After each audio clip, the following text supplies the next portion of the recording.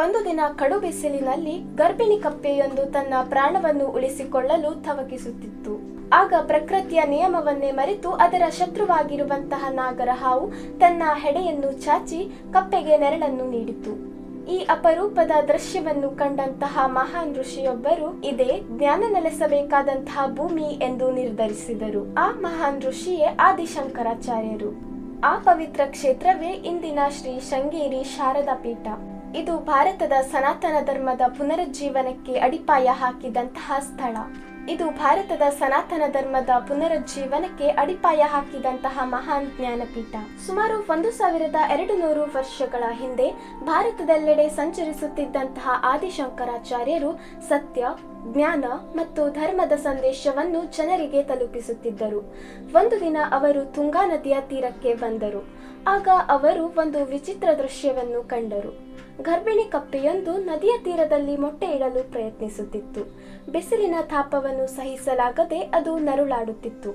ಆಗ ಅಲ್ಲಿಗೆ ಬಂದ ನಾಗರಹಾವು ಅದನ್ನು ಭೇಟಿಯಾಡಲಿಲ್ಲ. ಬದಲಾಗಿ ತನ್ನ ಹೆಡೆಯನ್ನು ಚಾಚಿ ಕಪ್ಪೆಯ ಮೇಲೆ ನೆರಳು ನೀಡಿತು. ಸಹಜವಾಗಿ ಹಾವು ಮತ್ತು ಕಪ್ಪೆ ಶತ್ರುಗಳು, ಆದರೆ ಆ ಕ್ಷಣದಲ್ಲಿ ದ್ವೇಷವನ್ನು ಮೀರಿದಂತಹ ಕರುಣೆ ವ್ಯಕ್ತವಾಯಿತು. ಈ ಅದ್ಭುತ ದೃಶ್ಯವನ್ನು ಕಂಡಂತಹ ಆದಿಶಂಕರಾಚಾರ್ಯರು ಪ್ರಕೃತಿಯಲ್ಲೇ ಇಂತಹ ಸಮತೆ ಮತ್ತು ದಯೆ ಇರುವ ಸ್ಥಳದಲ್ಲಿ ಜ್ಞಾನ ಸದಾಕಾಲ ನೆಲೆಸುತ್ತದೆ ಎಂದು ಹೇಳಿದರು. ಅಲ್ಲಿಯೇ ಅವರು ಭಾರತದ ಮೊದಲ ಅಮ್ನಾಯ ಪೀಠವಾದ ಶೃಂಗೇರಿ ಶ್ರೀ ಶಾರದಾ ಪೀಠವನ್ನು ಸ್ಥಾಪಿಸಿದರು. ಆರಂಭದಲ್ಲಿ ಇಲ್ಲಿ ಶ್ರೀಚಕ್ರವನ್ನು ಪ್ರತಿಷ್ಠಾಪಿಸಿ ಜ್ಞಾನದ ಅಧಿಷ್ಠಾತ್ರಿ ದೇವಿಯಾದ ಶ್ರೀ ಶಾರದಾಂಬೆಯನ್ನು ಪೂಜಿಸಲು ಆರಂಭಿಸಿದರು. ಕಾಲಕ್ರಮೇಣ ದೇವಿಯ ದೇವಸ್ಥಾನವನ್ನು ನಿರ್ಮಾಣ ಮಾಡಲಾಯಿತು. ದೇಶದ ಮೂಲೆ ಮೂಲೆಗಳಿಂದ ವಿದ್ಯಾರ್ಥಿಗಳು, ವೇದ ಪಂಡಿತರು ಮತ್ತು ಸಾಧಕರು ಇಲ್ಲಿ ವಿದ್ಯಾಭ್ಯಾಸಕ್ಕಾಗಿ ಬಂದರು. ಶೃಂಗೇರಿ ಎಂಬ ಹೆಸರಿನ ಹಿಂದೆಯೂ ಒಂದು ಪುರಾಣ ಕಥೆ ಇದೆ. ಪುರಾಣಗಳ ಪ್ರಕಾರ ಋಷ್ಯಶೃಂಗ ಮಹರ್ಷಿಗಳು ಇಲ್ಲಿ ತಪಸ್ಸು ಮಾಡಿದರು. ಅವರ ಹೆಸರಿನಿಂದಲೇ ಈ ಪ್ರದೇಶಕ್ಕೆ ಶೃಂಗೇರಿ ಎಂಬ ಹೆಸರು ಬಂದಿದೆ ಎಂದು ನಂಬಲಾಗಿದೆ. ಕಾಲ ಕಳೆದಂತೆ ಈ ಪೀಠದ ಖ್ಯಾತಿ ಹೆಚ್ಚಾಯಿತು. ವಿಜಯನಗರ ಸಾಮ್ರಾಜ್ಯದ ಅರಸರು ಶೃಂಗೇರಿಗೆ ಅಪಾರ ಗೌರವ ನೀಡಿದರು. ವಿಶೇಷವಾಗಿ ವಿದ್ಯಾರಣ್ಯ ಸ್ವಾಮಿಗಳ ಮಾರ್ಗದರ್ಶನದಲ್ಲಿ ಹರಿಹರ ಮತ್ತು ಬುಕ್ಕರಾಯರು ವಿಜಯನಗರ ಸಾಮ್ರಾಜ್ಯವನ್ನು ಸ್ಥಾಪಿಸಿದರು ಎಂದು ಇತಿಹಾಸ ಹೇಳುತ್ತದೆ.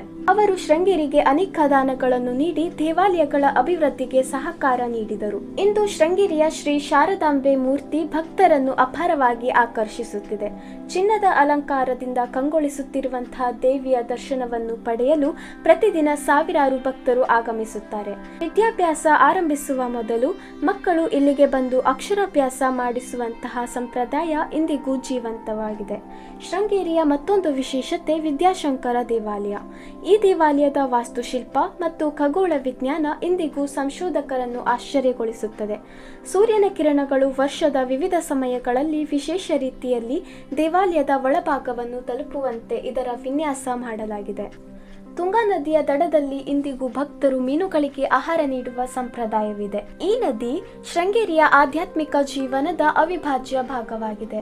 ನವರಾತ್ರಿ ಸಂದರ್ಭದಲ್ಲಿ ಶ್ರೀ ಶಾರದಾಂಬೆಯನ್ನು ವಿವಿಧ ಅಲಂಕಾರಗಳಲ್ಲಿ ಕಾಣಬಹುದು. ದೇಶ ವಿದೇಶಗಳಿಂದ ಸಾವಿರಾರು ಭಕ್ತರು ಈ ಮಹೋತ್ಸವದಲ್ಲಿ ಭಾಗವಹಿಸುತ್ತಾರೆ. ಇಂದು ಶೃಂಗೇರಿ ಕೇವಲ ಒಂದು ದೇವಾಲಯವಲ್ಲ, ಇದು ಜ್ಞಾನ, ಧರ್ಮ, ಕರುಣೆ ಮತ್ತು ಸಂಸ್ಕೃತಿಯ ಸಂಕೇತವಾಗಿದೆ. ನಾಗ ಮತ್ತು ಕಪ್ಪೆಯ ಕತೆ ನಮಗೆ ಒಂದು ಮಹತ್ವದ ಸಂದೇಶ ನೀಡುತ್ತದೆ. ದ್ವೇಷಕ್ಕಿಂತ ದಯೆ ಹಾಗೆ ಬಲಕ್ಕಿಂತ ಜ್ಞಾನವೇ ಶ್ರೇಷ್ಠ ಎಂದು ತಿಳಿಸುತ್ತದೆ. ಆ ಕಾರಣಕ್ಕೆ ಶತಮಾನಗಳು ಕಳೆದರೂ ಶೃಂಗೇರಿ ಶ್ರೀ ಶಾರದಾ ಪೀಠ ಭಾರತದ ಆಧ್ಯಾತ್ಮಿಕ ಪರಂಪರೆಯ ಪ್ರಕಾಶಮಾನ ದೀಪವಾಗಿ ಬೆಳಗುತ್ತಿದೆ. ಇಲ್ಲಿಗೆ ಬರುವ ಪ್ರತಿಯೊಬ್ಬ ಭಕ್ತನ ಮನಸ್ಸಿನಲ್ಲಿ ಶಾಂತಿ, ಭಕ್ತಿ ಮತ್ತು ಜ್ಞಾನದ ಹೊಸ ಬೆಳಕು ಮೂಡುತ್ತದೆ. ಧನ್ಯವಾದಗಳು.